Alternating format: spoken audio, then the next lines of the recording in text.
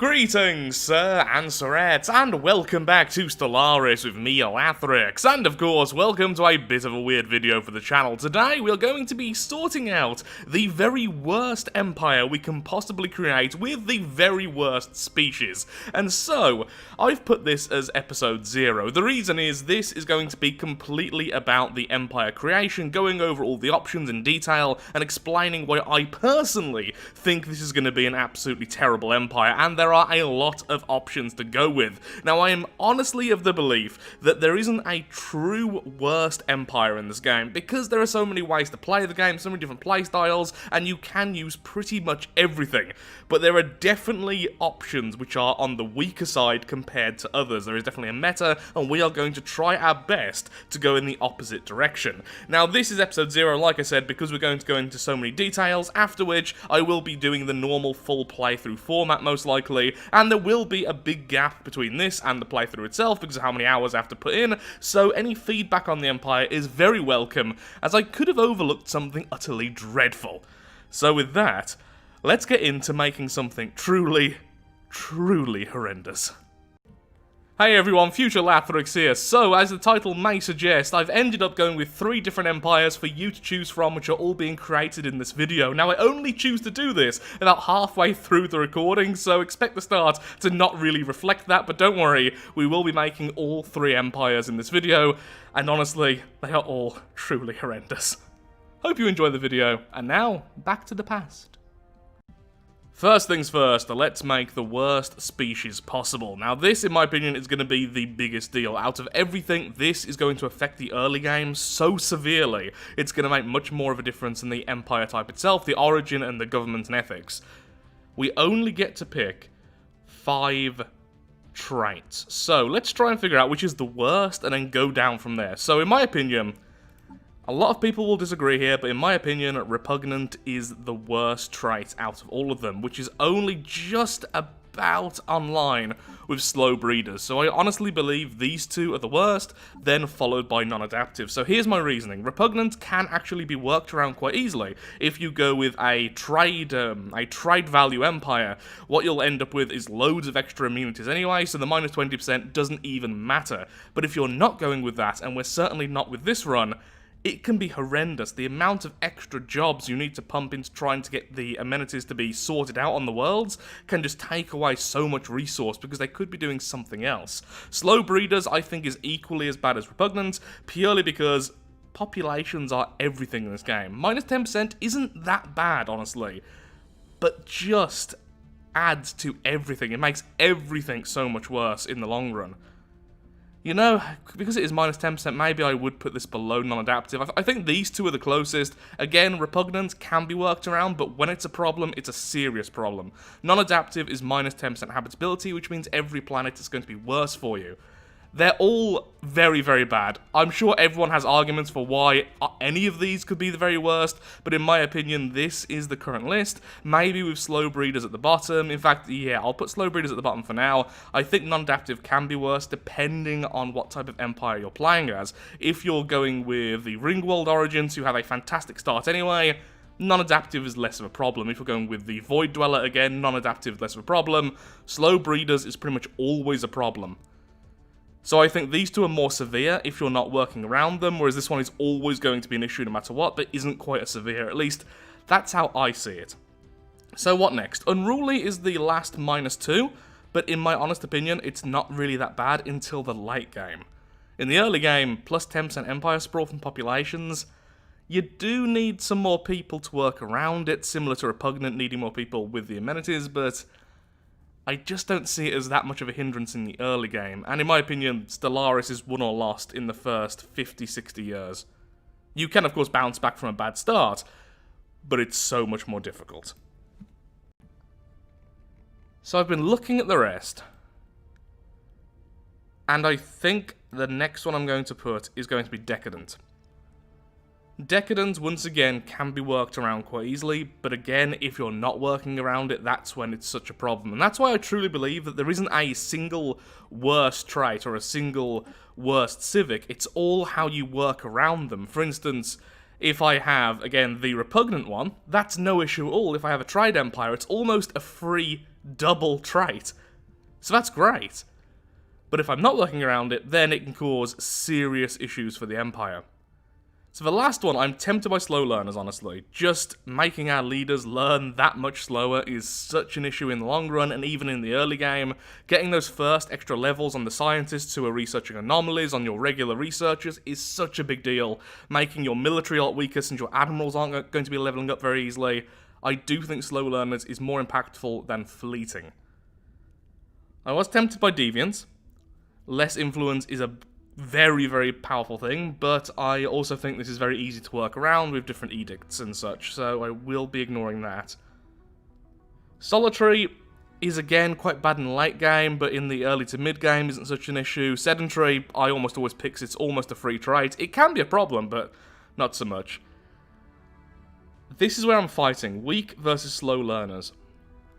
Now, weak isn't that bad on the face of it, minus 2.5% worker output. But when you combine it with Decadent, that's going to be an issue. And yeah, just your workers are going to be very sad and you don't want all that many of them, but they're not producing as much, so you're going to need more as well. I am very tempted between slow learners and weak. Like I say, this is why this is episode 0, because I can ramble and discuss with everyone why I think certain things are worse than others.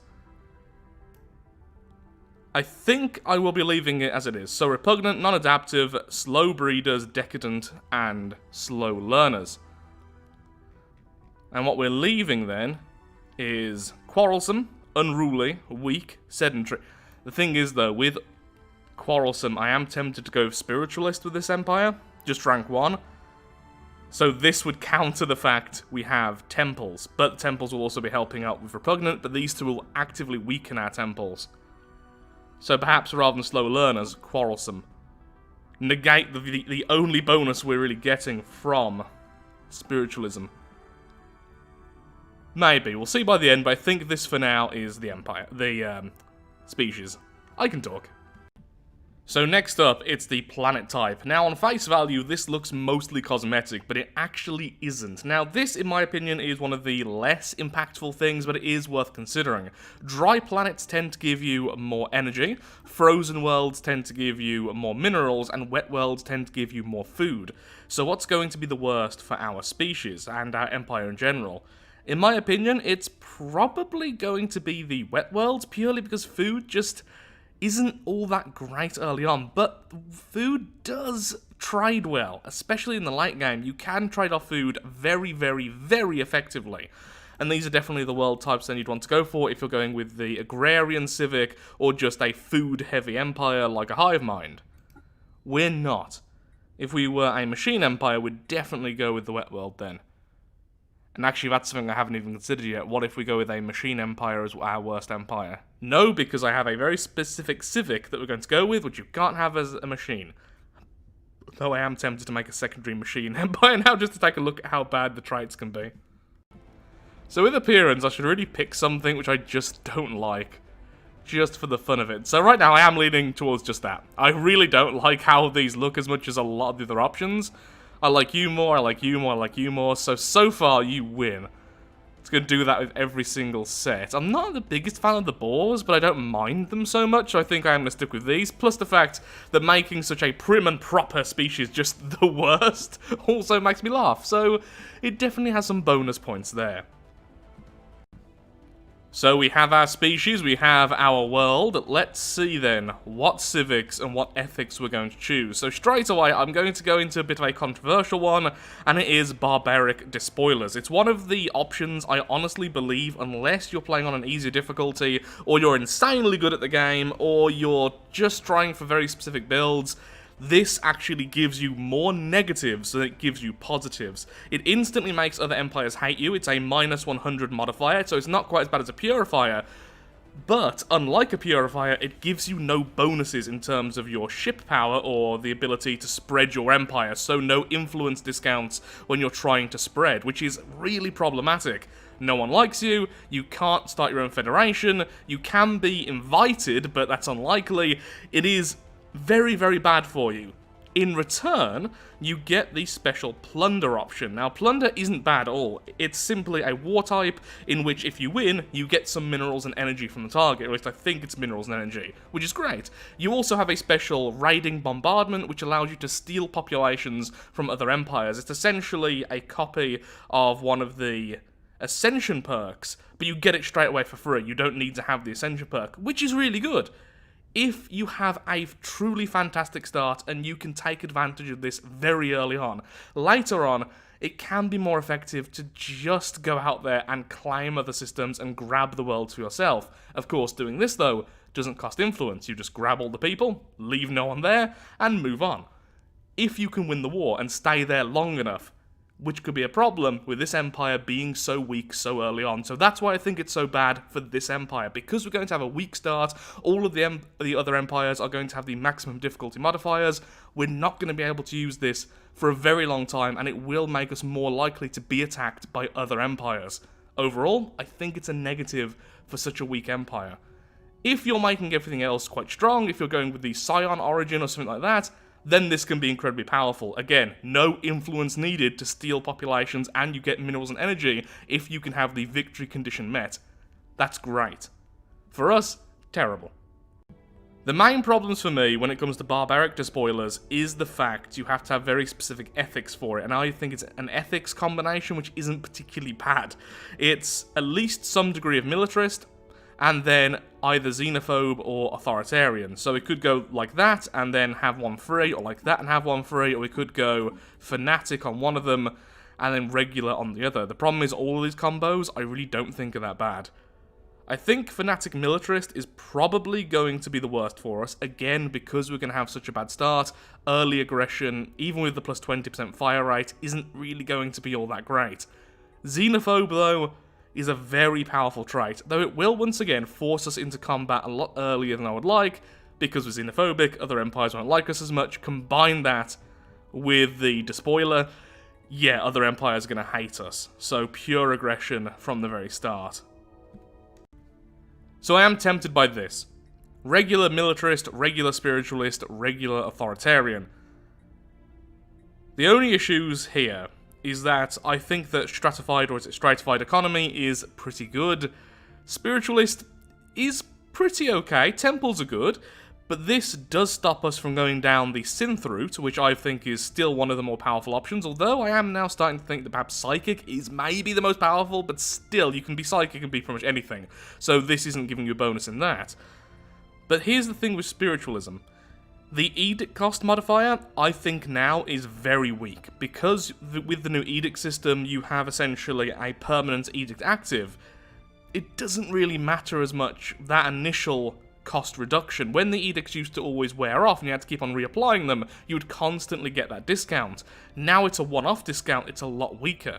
And the bonus unity is nice if you're going for a unity-heavy build, but not much else. Though saying that with the Temple, it would help to counter some of these, but even so, I still think it is a pretty weak option, and we can, of course, counter it with Quarrelsome, so it's kind of fighting Quarrelsome there. So I think that is a good option for a pretty weak thing to go with here. I just think Xenophobe is too powerful. The Starbase influence cost modifier is insanely good, the population growth modifier is insanely good, though that would still negate things from traits.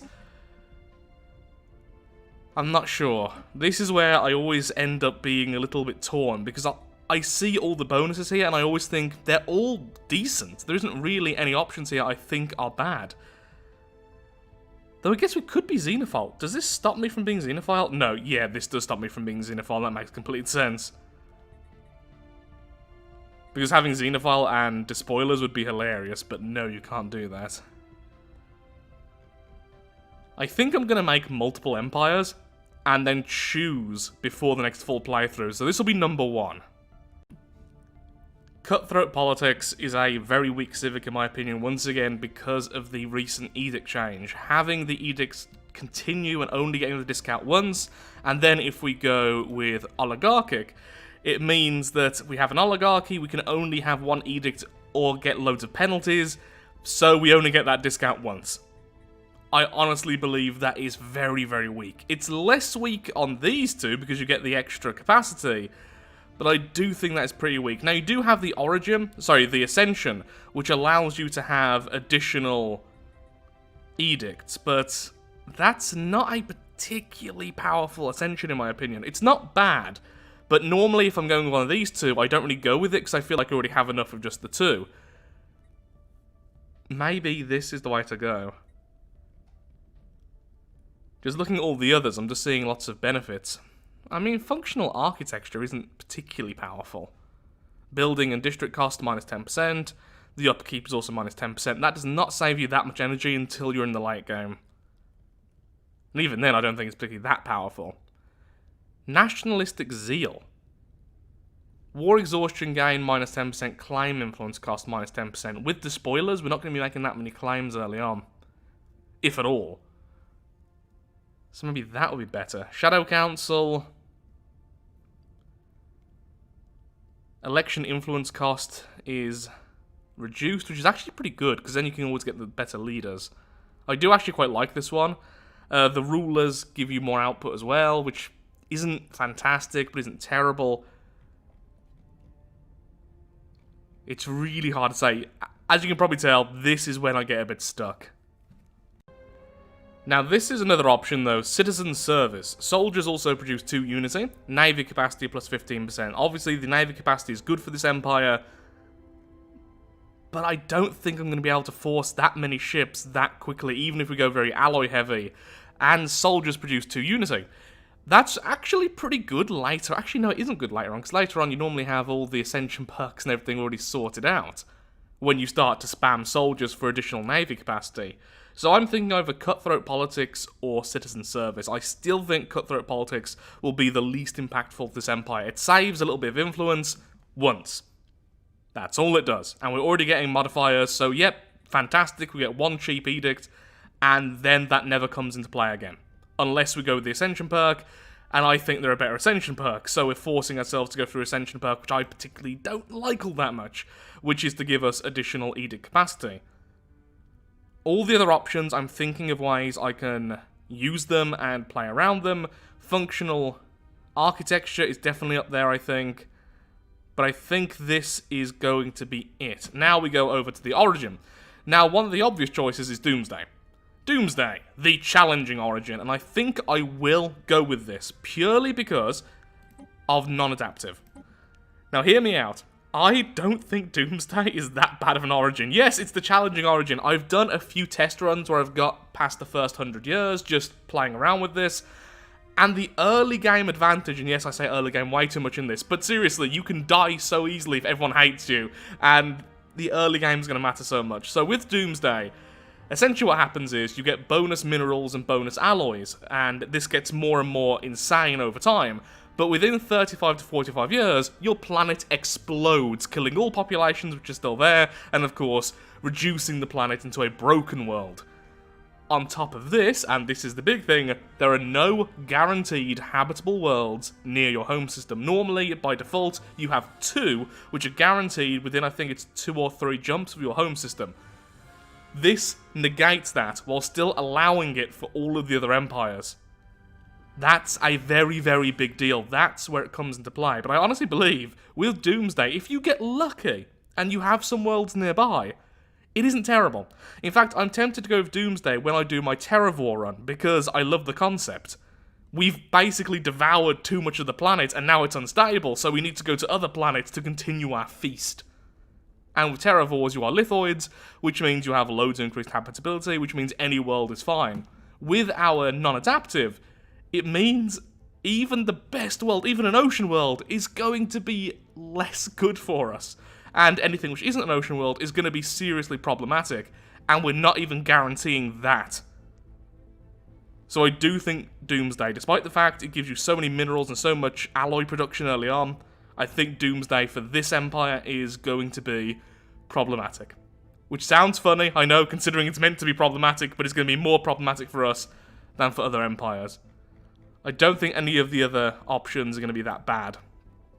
Now, Post-Apocalyptic, in my opinion, is also a pretty weak origin compared to some of the others, but that's because the power spike of some of them are insane. Things like Scion, which will give you, occasionally just give you 4K fleets at the start, or random other bonuses. That's very good. Shattered Ring, obviously a ring world is insanely powerful. There are a lot of very powerful options here. Doomsday, in my honest opinion, can be very powerful, but obviously it's meant to be a problem, and it's going to be a big problem for this Empire, so I think Doomsday is what we're going with. Now don't worry, with the next couple of Empires I build, I think I'll build up 3. I'll be very quick and just give an overview, but here's my thinking with this. I swear, that was the first randomized name. Warlord Corona. Yep, that works. Well, that's topical. Yep, okay, Warlord Corona. That's definitely what we're going with then. So there we are, the first Empire is finished, the dreadful Despoilers, the bandit commune, which are spiritualist, authoritarian, and militarist. They have cutthroat politics, and of course are barbaric despoilers, meaning the entire empire is going to hate them straight away. Their traits are all very, very negative, and their original planet is doomed, and no one is going to want to help them. I may be swapping a few things around. Again, any suggestions in the comments are very much welcome, though do bear in mind, every time I bring up pretty much any civic, there are always people who will defend it, because there are ways to play, in my opinion, with every single civic. Some of them just aren't as good as others. So, let's make 2 more empires, and then we'll see which one is more popular for being the worst. So this is what I'm going with for the machine version. We're going to be luxurious, we're going to be custom made, which means our assembly cost is plus 20%. That's a big deal, because that is alloys. The custom made is minus 15% population growth, obviously a big deal, that's more powerful than the organic version. Uncanny for minus 20% amenities, repurposed hardware for minus 25% leader experience gain, and high bandwidth for more Empire sprawl. Now, I actually simply ignored this one with the organics, but if I recall correctly, with the Machine Empire, trying to keep up with Empire Sprawl was a serious problem for me. So that, in addition to also having problems with the amenities, combining them both, I think will be more of a problem than the upkeep, which is just a bit of energy, or bulky, which is housing. That's the only other 2 options, so I think this is the worst of the machines. Civics actually had a tough time here. There's not all that many options, but most of them give you a decent impact. But these 2, in my opinion, are the least impactful out of all of them. Warbots make your army cheaper in terms of upkeep and make them stronger, which is really very little. In this game, in my opinion, armies are very minor, unless you're building fortress worlds, but by then, if you've survived that long, you're probably doing repeatable techs, and you can get way past this. So that's not a big deal. Delegated functions, leader upkeep minus 25%, leader pool size plus 1. You get to choose from an additional leader when you're picking your leaders, and the leaders are cheaper. It's nice. It's a nice thing to have, but it's not going to really affect you all that much. Constructobot, I feel like it just scales too well. It's not the most impactful either, but I think it just gets better and better. And even in the early game, it's pretty good. I say it far too much now. And all the others I just quite like. Updates is probably going to be my 3rd choice. Just less Empire Sprawl from population, so I think this is what we're going to stick with. We are an intelligent research link. Yep, whenever I think of myself and things I build, intelligent is totally the word which comes to mind. Totally. 100%. No sarcasm, yo. So a little talk about why I say the early game so much, and it's because once you can start editing your species, once you can start replacing your civics, a lot of these will be removed as fast as possible. I'm not going to disallow myself, at least I'm most likely not going to disallow myself to do that in the run, so it's mostly going to affect the early game, which, in my opinion, is the most important part of the entire game. I've said, in my opinion, way too much as well. I'm just repeating the same things over and over today. Apparently I'm a parrot. Apparently I'm a parrot. Apparently I'm a parrot. Apparently I'm a parrot. Machines love minerals. Machines love energy. So we're going with the more food-giving planets. There we go, the miserable machines are now finished, and we're going with the Galactic Doorstep origin, one I haven't actually played with before, so that'll be interesting, but I've also heard it's fairly weak. You get a gateway, which is dormant in your home system, and I believe once you activate it, it's just somewhere normal in the galaxy. I don't think there's anything unique there, but honestly, even if I'm wrong here, which I very well could be, it's not so much of a big deal. It's going to take a while to get that, and all the other options just give you too much. And we don't really have all that many options anyway, because we are machines. We can't have that one, that one, that one, that one. We can have Remnants. We can have Shattered Ring, obviously not picking that. Can't have that, can't have that, can't have that, can't have that. You can see where this is going. Can't have that, can have this one, which is way too powerful. Can't have either of these, and can't have Lost Colony. Now, Doomsday, we're definitely not going to pick here, because this, I really do think, is very powerful for the Machine Empire. The extra alloys, fantastic. Extra minerals, amazing. Minus habitability from all the events, the Machine Empire does not care. In the slightest. So I'm thinking Galactic Doorstep just giving us the very least we can have. So that's it, the miserable machines are now done. So our first two contenders are now here. Now I was thinking for the third option to go with, let's just go with a Hive Mind. But I just think Hive Minds are too good. I really do. I know how to play Hive Minds very well. They're by far... Well, I say by far, they're potentially my favourite empire. Recently, though, the Spiritualist Traders somehow, I think, have become my favourite. But these are up there, and they are by far the one I've played the most. So the sheer experience is going to help out. All of the Civics, in my opinion, are great. Strength in Legions is definitely the worst one here, but even that's better than the Machine version. Everything else is just really, really good. And the bonuses you get for being a Hive Mind are just insanely powerful. Plus 25% population growth speed, and the Empire Sprawl penalty is minus 25%, meaning if you go over it, it's not too much of a big deal. With the Machine Intelligence, since I didn't cover that, you get 1 extra population with colonies, you get plus 10% from mining output, mining station output, but then your Empire Sprawl penalty is much higher, that's why I went with the Empire Sprawl stuff, and you can't grow organics very quickly in your Empire, even if you can grow them. Hive Mind is just, that plus 25% is so insanely good. Then all these options, I think, are decent. Yeah, looking at them, there's not many. I think I'd probably end up with this for less Empire Sprawl, since Empire Sprawl is not a problem for the Hive Mind. You can sort that out so easily, and actually get a lot of Unity out of it as well, since the Unity jobs also give you admin cap. So it's not really that bad if you have high Empire Sprawl, since you can fix it so easily and get other stuff from it. And then I'd probably go with...